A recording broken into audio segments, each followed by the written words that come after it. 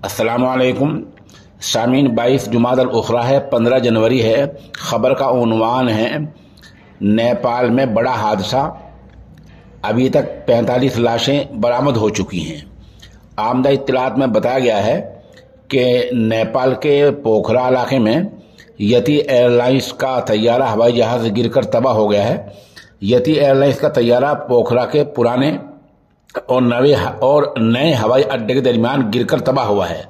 यह हवाई जहाज नेपाल के काठमांडू से पोखरा के लिए उड़ा था और अपनी मंजिल से अभी चंद किलोमीटर दूर था कि गिर गया।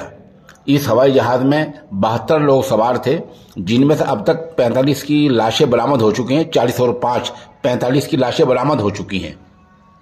यह हादसा आज इतवार के दिन लगभग 11 बजे हुआ है।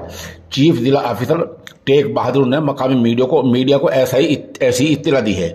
आप हमारे साथ बने रहें, जैसे खबर अपडेट होती रहेगी हम आपको इत्तला देते